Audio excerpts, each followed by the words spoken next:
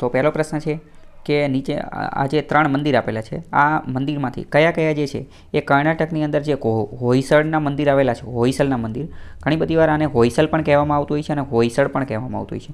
તો હોયસલ નામનો એક પ્રાચીન વંશ થઈ ગયો છે કર્ણાટકની અંદર. ખાસ કરીને એમનું કેપિટલ પાટનગર ક્યાં હતું તો કે હાલેબીડુની અંદર. આ જે વંશ હતો એ બહુ ખતરનાક વંશ હતો.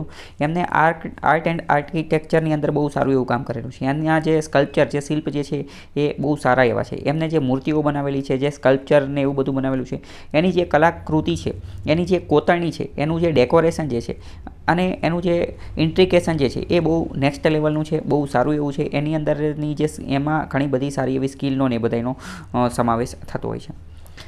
હોયસળના જે મંદિરો જે છે એ યુનેસ્કોની વર્લ્ડ હેરિટેજ સાઇટનો પણ ભાગ છે. તો પ્રશ્ન બીજી વાર એ પૂછી જશે કે આ હોયસળના મંદિરો એ વર્લ્ડ હેરિટેજ સાઇટ છે તો કે આ છે. પ્રશ્ન એ પૂછી જશે હોયસળના મંદિરો ક્યાં આવેલા છે? કર્ણાટકની અંદર. તો આ 3માંથી કયા જે છે એ હોયસળના મંદિરોનો ભાગ છે? પહેલું ચેન્નકેશવા મંદિર બિહારની બેલુરની અંદર આવેલું છે, તો એ ભાગ છે તો કે હા, એનો ભાગ છે. પછી હોયસલેશ્વર મંદિર હાલેબીડુ, તો એ પણ એનો ભાગ છે. અને કેશવ મંદિર સોમનાથપુર, એ પણ એનો ભાગ છે. અહીંયા હું તમને થોડી વાત કહી દઉં. કેશવ મંદિર સોમનાથપુરમાં આવેલું છે, તો એ કૃષ્ણ ભગવાનનું મંદિર છે, કૃષ્ણનું જ એક બીજું નામ કેશવ પણ છે. પાર્થ અને કેશવ તમે સાંભળેલું છે. મહાભારતની અંદર અર્જુનને જે છે એ કૃષ્ણ પાર્થ કહીને બોલાવતા હતા અને અર્જુન જે છે એ માધવ અને કેશવ કહીને બોલાવતો હતો કૃષ્ણને.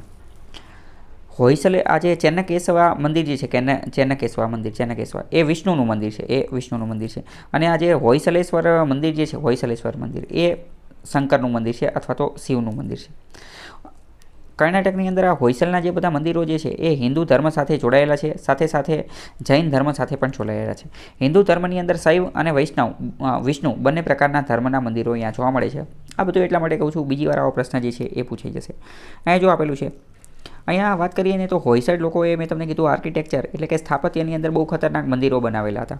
1500થી પણ વધારે મંદિરો જે છે એ બનાવેલા છે. અને અત્યારે પણ ઘણા બધા મંદિરો જે છે એ એની અંદર જોવા મળે છે. જો યુનેસ્કોની વર્લ્ડ હેરિટેજ સાઇટ છે, મેં તમને પહેલાં જ કીધું હતું, સેક્રેડ એટલે પવિત્ર હોયસળના મંદિરો જે છે એ કર્ણાટકની અંદર જોવા મળે છે. 1500થી પણ વધુ મંદિરો જે છે એ બનાવેલા છે.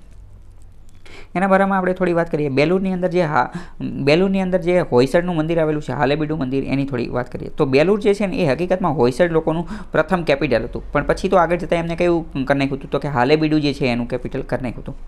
અહીંયા કયું મંદિર આવેલું છે? ચેન્નકેશવા મંદિર આવેલું છે. હકીકતમાં મંદિર ચેન્નકેશવા મંદિર છે, પરંતુ એ મંદિર નથી, એ આખો કોમ્પ્લેક્સ છે. કોઈપણની અંદર કોમ્પ્લેક્સ શબ્દ લાગી જાય એટલે સમજો કે એ એક મંદિર નથી, પરંતુ મંદિરનો બહુ મોટો સમૂહ છે. આ આખું એક બહુ મોટું ગ્રાઉન્ડ હશે, એની અંદર ઘણા બધા મંદિરો એક સાથે આવેલા છે, તો જ એને શું કહેવાય? કોમ્પ્લેક્સ. ચેન્નકેશવા ટેમ્પલ એનો એક કોમ્પ્લેક્સ આવેલો છે. આની અંદર જૂનું જે છે એ ઓલ્ડ વર્લ્ડ ટાઉન પણ આવેલું હતું. હકીકતમાં જે તે સમયે જે છે એ ટેમ્પલ સિટીનો કોન્સેપ્ટ પણ જોવા મળતો હતો. ટેમ્પલ સિટી વિશે મેં એક વિડીયોની અંદર ડિટેલમાં સમજાવેલું છે, પરંતુ અત્યારે સમજી લો ટેમ્પલ સિટી એટલે શું, કે જે તે સમયે સાઉથ ઇન્ડિયાની અંદર રાજાઓ શું કરતા હતા કે કોઈ એકાદા રાજ્યને જીતી લે, વિજય હાસિલ કરે, તો એની યાદમાં જે છે ને એ એકાદું મંદિર બનાવી દે.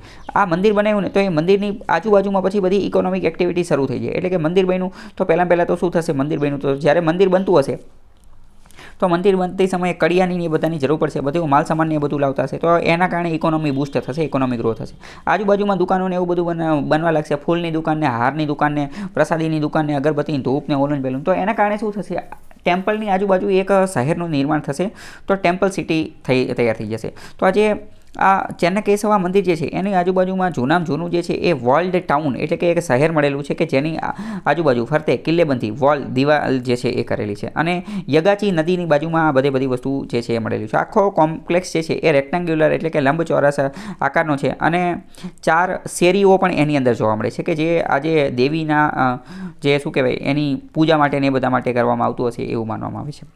આ મંદિર જે છે, કયું મંદિર? તો કે અત્યારે આપણે આજે ચેન્નકેશવા મંદિર કે જે વિષ્ણુનું મંદિર છે. આ મંદિરની એક સૌથી મોટી ખાસિયત એ છે કે આ મંદિર મંદિર બનતા જ તે 103 વર્ષ લાગેલા હતા. 100 વર્ષ તો ખાલી એનું બાંધકામ ચાલેલું હતું, 103 વર્ષ જે છે એ લાગેલા હતા. 1117 ADની આજુબાજુમાં જે છે એ બનેલું હતું. અને ટોટલ એની અંદરથી જે છે એ 118ની આજુબાજુમાં સ્ટોન ઇન્સ્ક્રિપ્શન એટલે કે પથ્થરના જે લખાણો જે છે, પથ્થર ઉપર જે લખાણ લખતા હતા ને, તામ્રપત્ર એવી રીતે પથ્થર ઉપર લખતા હતા, એવા ઇન્સ્ક્રિપ્શન શિલાલેખો જે છે એની અંદરથી મળેલા છે. એની અંદરથી ઘણી માહિતી ને એવું બધું જે છે એ મળે છે. ચાણક્યેશ્વર મંદિર મેં તમને કીધું કે વિષ્ણુને સમર્પિત છે અને એના સ્કલ્પચર સ્થાપત્ય એક્સટિરિયર બાહ્ય સ્થાપત્ય જે છે એ બહુ નેક્સ્ટ લેવલનું છે. આઇકોનોગ્રાફીને એ બધું સારું એવું છે. આની અંદર રામાયણ અને મહાભારતની અમુક સ્ટોરી જે છે અને સ્ટોરી જે છે એ પણ એની અંદર કોતરેલી છે પિક્ચર સ્વરૂપે.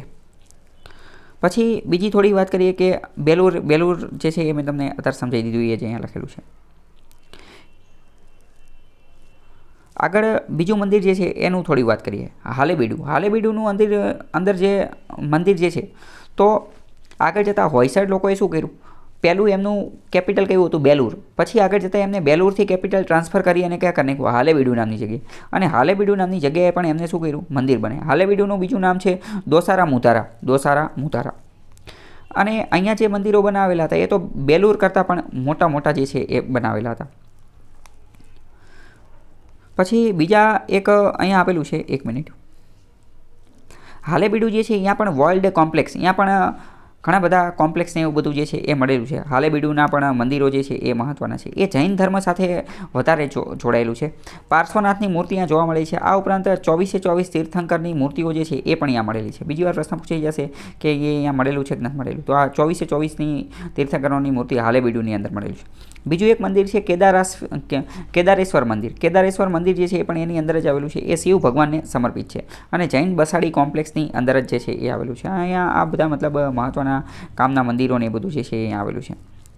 આપણે બીજી થોડી વાત કરીએ ભાઈ કે આ હોયસળ ટેમ્પલ ને એ બધું શું હતું. હોયસળ વંશની થોડી વાત કરીએ ને તો હોયસળ વંશ એણે 11મીથી 14મી સદી સુધી રાજ કરેલું હતું. પ્રશ્ન પૂછાઈ જશે 11મીથી 14મી સદી, તો અથવા વિધાનની અંદર પૂછાઈ જશે. અને આ લોકોનું મુખ્ય કોઈ એક્સપર્ટાઇઝ હોય તો એ કોની અંદર, સ્ટોન ટેમ્પલ, પથ્થરના જે મંદિર બનાવતા હતા ને એની અંદર એમની આવડત હતી. એ કેવી આવડત હતી ને હું હમણાં થોડી વાર પછી તમને ફોટા બતાવું છું એટલે તમને ખ્યાલ આવી જશે કે કેટલા ખતરનાક મંદિર એ બનાવતા હતા. અને આર્કિટેક્ચર એલિમેન્ટ જે છે એ પણ એ લોકો યુનિક વાપરતા હતા. તમને ખ્યાલ હશે કે નાગર શૈલી, દ્રવિડ શૈલી અને અમરાવતી શૈલીના અલગ અલગ શૈલી હતી. પરંતુ આ હોયસળ લોકો જે શૈલીનો ઉપયોગ કરતા હતા ને એ આ બધાની મિશ્રણ હતું, એ પણ આપણને જોવા મળશે. એટલે પ્લુરાલિસ્ટિક અલગ અલગ બીજી ઘણી બધી વસ્તુ એકસાથે જોવા મળતી હતી. હિન્દુ ધર્મના, જૈન ધર્મના, શૈવ ધર્મના ને વિષ્ણુ ધર્મના ને એ બધાના મંદિરો ને એ બધું જે છે આની અંદર જોવા મળે છે. અહીંયા આપણે થોડી વાત કરીએ, જો અહીંયા પેલું છે હિન્દુઇઝમ ને જૈનિઝમ ને એ બધી વસ્તુ. બીજું હવે 2-3 પોઈન્ટ હું તમને કહું છું કે જે તમને બીજી આવનારી પરીક્ષાની અંદર પૂછાઈ જશે. શૈવ અને વિષ્ણુના ને એ બધાના મંદિર એ મેં તમને કહી દીધું. ચલો, અહીંયા એક મંદિર આવેલું છે. હોયસળ લોકો દ્વારા જે મંદિર બનાવવામાં આવતું હતું તો એ સ્ટાર આકારનું મંદિર જે છે બનાવવામાં આવતું હતું. એકવાર યુપીએસસીએ પ્રશ્ન પૂછેલો છે, બીજી વાર જીપીએસસીની અંદર પણ પ્રશ્ન પૂછી શકે કે આ હોયસળ વંશના લોકો જે મંદિર બનાવતા હતા તો એ કેવા આકારના હતા, સ્ટાર શેપના, તારા આકારના મંદિર હતા. એ જે નીચે પાયો છે, બેઝ જે છે, પ્લેટફોર્મ જે છે એ પહેલાં સ્ટાર આકારનું બનાવી દેતા હતા અને પછી એની ઉપર આખું સ્ટ્રક્ચર જે છે એ તૈયાર કરતા હતા. તો આ બધું તમને શું કહેવાય તો કે વિધાનની અંદર જે છે એ પૂછાતું હોય છે. પછી એક બીજો શબ્દ તમારે યાદ રાખવો છે, નવરંગ. નવરંગ શું હતું? તો આ જે હોયસળ લોકો જે મંદિર બનાવતા હતા તો મંદિરની અંદર એક પ્લેટફોર્મ બનાવી દેતા હતા અથવા એક મંચ બનાવી દેતા હતા કે જે નાટકને એવું બધું કરી શકાય, સ્ટોરી ટેલિંગ, વાર્તાને એવું બધું કરી શકાય, અથવા જે ગરબાને એવું બધું રમવાનું હોય ને એવું બધું કરી શકાય. એટલે કે પૂજા અને આપણે આજે ગરબાને એવું બધું કરતા હોય ને એવું બધું કરવાની આયોજન કરેલું હતું. તો એ જે જગ્યા હતી ને એ જગ્યાનું નામ શું હતું? એ જગ્યાનું નામ હતું નવરંગ. શું નામ હતું? નવરંગ. તો કે જો નવરંગ શું હતું?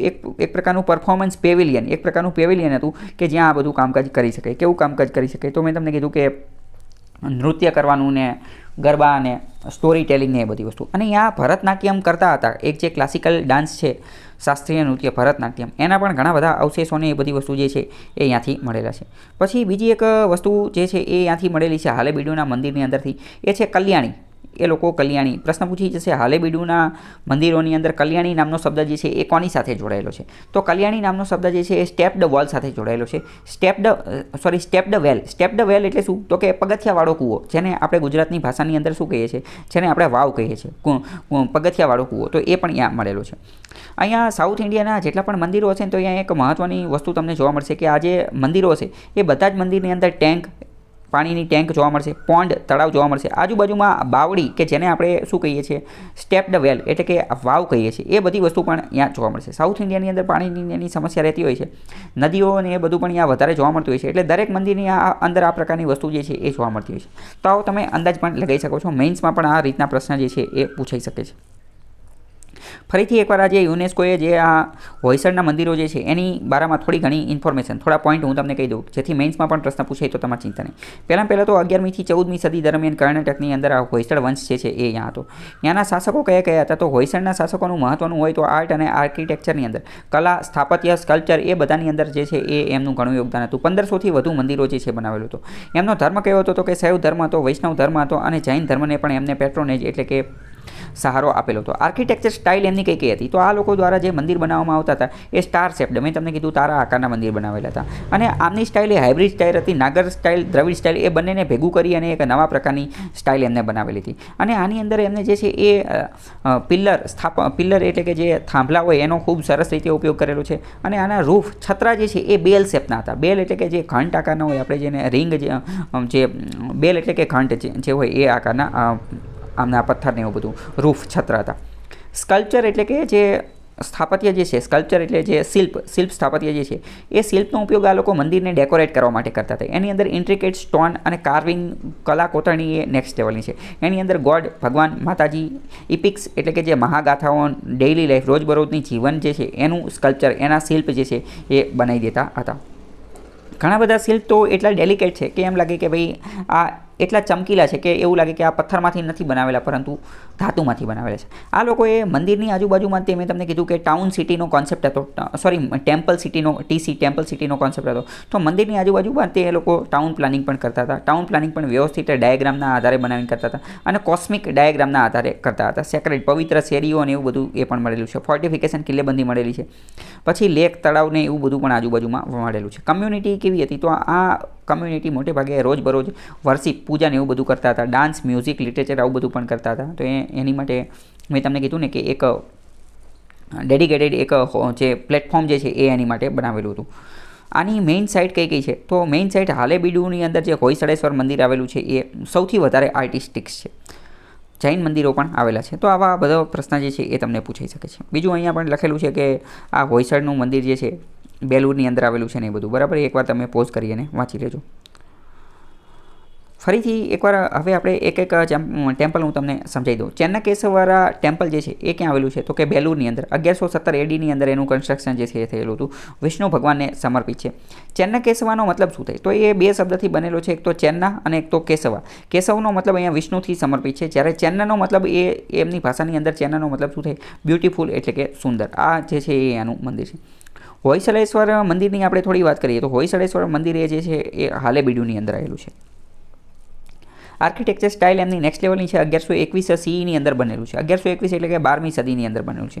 એ હોયસળ રાજા વિષ્ણુવર્ધન દ્વારા બનાવવામાં આવેલું હતું. એનું આખું નામ વિષ્ણુવર્ધન હોયસળેશ્વર હતું એટલે એના કારણે એને એ મંદિર બનાવેલું હતું. શિવને સમર્પિત છે. અને આ મંદિરના નિર્માણ માટે આના જે અમીર લોકો હતા, વેલ્થી સિટીઝન હતા એમને, અને મર્ચન્ટ, વેપારીઓ હતા, દોર સમુદ્રના ને એ બધાએ જે છે દાનને એવું બધું આપેલું હતું. આની આજુબાજુ જે છે એ 240 જેટલા વોલ સ્કલ્પચર આવેલા છે, એટલે કે 240 જેટલા દિવાલોની અંદર જે નાના નાના શિલ્પ જે છે એ એની અંદર લગેલા છે. હાલેબીડુ જે છે અહીંયા વર્લ્ડ કોમ્પ્લેક્સ, આખો બહુ મોટો કોમ્પ્લેક્સ છે, મોટી મોટી દિવાલથી બનાવેલો. અને અહીંયા જૈન બસાડી એટલે કે જૈન મંદિરો જે છે એ પણ અહીંયા આવેલા છે. મેં તમને કીધું કે 24 તીર્થંકરોની મૂર્તિ પણ અહીંયાથી મળેલી છે.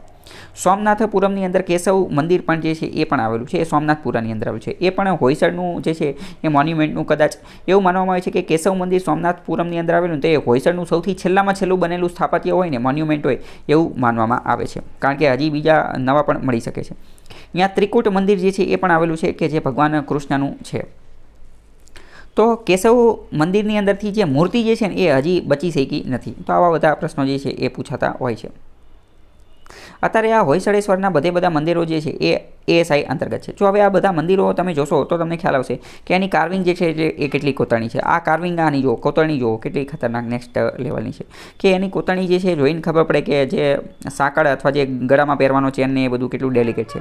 જો આ આખું કોતરણી જુઓ તો કેવી કોતરણી છે. તો એ કોતરણીની અંદરથી જે છે એ વાર્તા, મહાભારતની, રામાયણની વાર્તાને, બીજી અમુક વાર્તાને એવું બધું કીધેલું છે. આની પણ કોતરણી જુઓ તો આજે આખી કોતરણી જે છે તો એ મુખ્યત્વે એમના જે સ્કલ્પચરની જે કોતરણી જે છે એની ડેલિકેસી માટે જે છે એ લોકો જાણીતા છે. આનું પણ જુઓ, આ મૂર્તિ જે બનાવેલી છે આ બધી હોયસળેશ્વર જે હાલેબીડુ અને હોયસળેશ્વર વંશના લોકો જે છે એણે બનાવેલી છે. એ જ હું તમને બધા મંદિર બતાવું છું. જો અહીંયા આ પણ નેક્સ્ટ લેવલનું મંદિર છે.